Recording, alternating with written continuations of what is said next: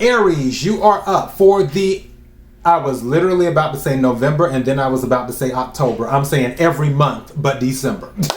You are up for the December Tarot Energy Reading. Before I go any further, KIRWKC.com, main podcasting platform. This podcast is carried on Apple, Spotify, Google, iHeartRadio, Pandora, Overcast, Bullhorn, Amazon Music, Audible, and several other podcasting platforms. Please feel free to listen to this podcast on whatever platform is most convenient for you.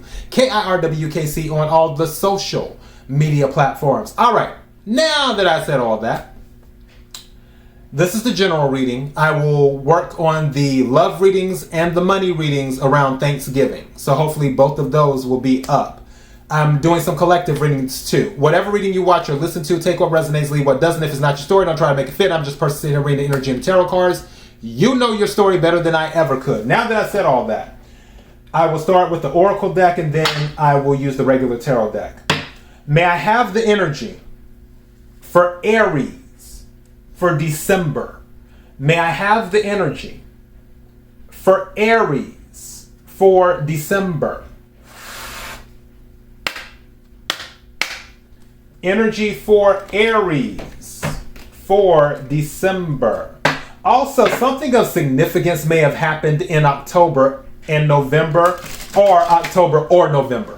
Either it happened both months or it happened one of the months, because I don't really believe in mistakes in tarot. So me wanting to say November and then me wanting to say October and then finally getting to December, which maybe that's the energy too, where some of you are like, oh, thank God, it's almost the end of the year. I'm so ready for this new year to start. Just saying, take what resonates, leave what doesn't. All right, what is it that Aries needs to hear? What is it that Aries needs to hear? What is it that Aries needs to hear? May I have a card, please? Okay, this one, I feel it at the bottom there. We're going to let it drop. See what this is. Healing. Wow. Yeah, some of you might have just had a rough month or rough 2 months. Also, some of you might be doing some healing as well, like you might be a healer. Let's pull this up. This is Saint Francis. Saint Francis. So some of you might need healing or some of you might be doing some healing. Let's see what Saint Francis. I think this is the first time I pulled Saint Francis in this Oracle deck. All right, and I guess I need to hold this up, don't I? Okay, St. Francis. It says, and I'm going to skip around too, just a heads up. It says, St. Francis was the son of a wealthy merchant and lived in Assisi, Umbria, in Italy. While he intended a life in the military, he received spontaneous and grand visions from the divine, and soon lost the desire for his former luxurious life. Francis developed a mission to share the divinity of peace, forgiveness, and brotherly love to the living world. He built a sanctuary and founded the Franciscan order with a faithful group of monks. There, he continued to enable his life mission, restoring values of life through humble poverty, chastity, and self-obedience. His following grew enormously, and he was known for his spiritual ability to communicate with and understand animals. And his sanctuary provided home to wild creatures of all kinds, from wolves, deer, birds, owls, and even bees. In 1224, St. Francis of Assisi was recorded as the first person to experience and receive holy stigmata, the physical appearance of wounds depicting the crucifixion of Jesus of Nazareth. Emotionally, St. Francis of Assisi shows us how to learn to love through unexpected ways and to encourage calm and peaceful resolution to arguments made with others. Spiritually, St. Francis activates our connection to the elemental, animal, and plant world. He speeds the throat, heart, and solar plexus chakras, heightening abilities to perform energetic healing and communication to animals and the plant world.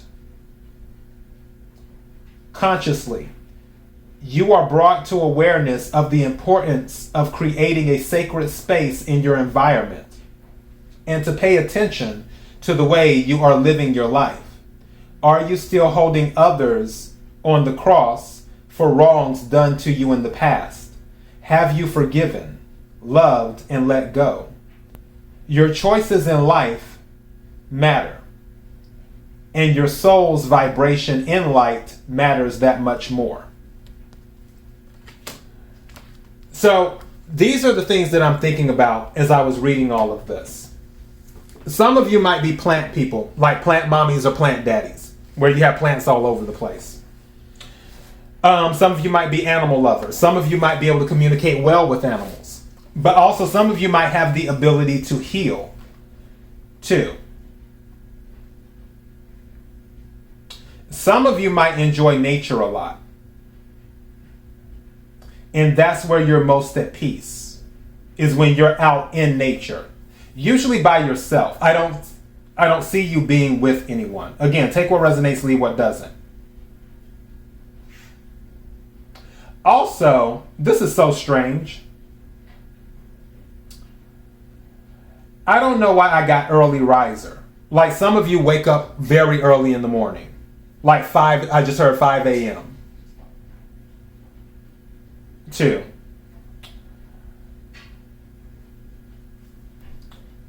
What I will say when it comes to this healing, and it mentioned about have you forgiven people for what they've done? With the holidays coming up,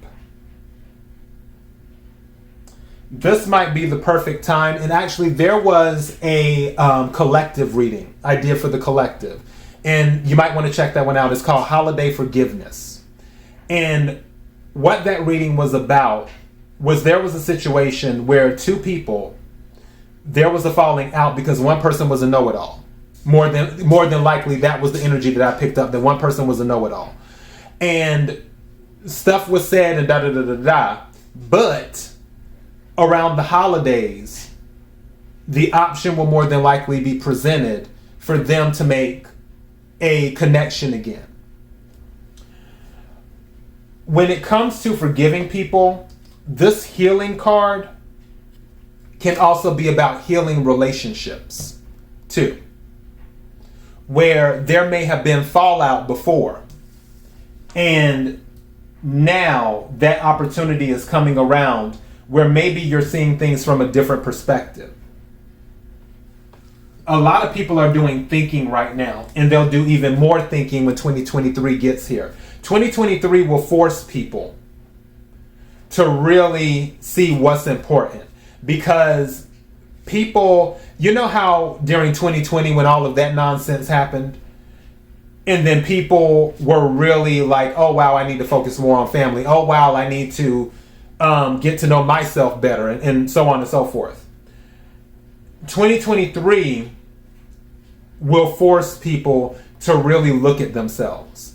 And we're talking about the entire world. Like everyone's really going to have to look at themselves and see what they're doing. And they will have to determine,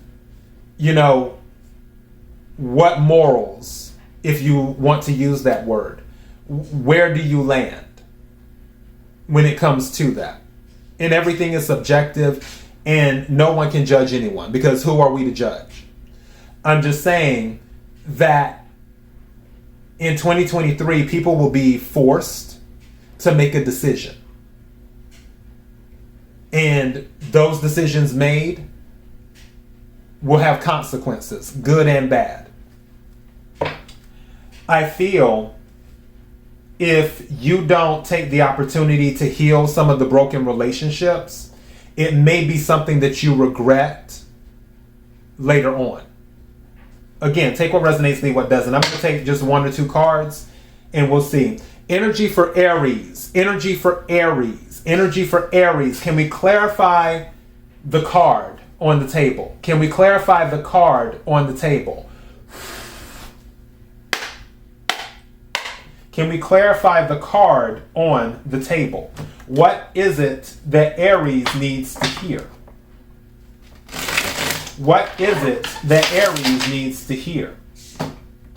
What is it that Aries needs to hear? Can we clarify the card on the table?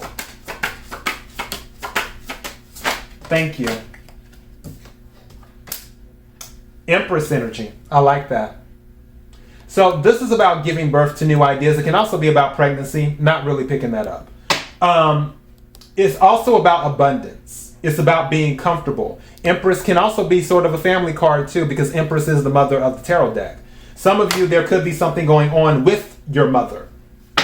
Or either you could be a mother. But Empress is considered the mother. If you notice in this particular card, you see how the woman is holding her child. And notice all the birds around too, as well. So that's more animals. But I hear that somebody does want a new start, like a new beginning, something fresh, something, and also someone may be more in a nurturing energy too. Bottom of the deck is the King of Cups. This is Scorpio energy. Maybe something happened during Scorpio season, or something happened during the new moon. And there was a new moon in Scorpio. I'm trying to think, when was the last full moon in Scorpio? That would have to be that would have to be May during Taurus season, I'm guessing, because that's 6 months from 11, yeah. More than likely that was Taurus season. Maybe something happened in May as well. Just want to throw that out there. May I have another card, please? Thank you. Chariot, another major arcana, Cancer energy. This is travel. This is also victory. This is a victory card. Some of you could be dealing with the Cancer, or you could have Cancer in your chart, or they could have Cancer in their chart, or you're just in Chariot energy. But there's definitely some type of travel. Someone may be traveling to a mother in December. Maybe you're visiting your mother for Christmas, or your mother is visiting you. Again, take what resonates, leave what doesn't. And at the bottom of the deck is Nine of Cups. This is wish fulfillment.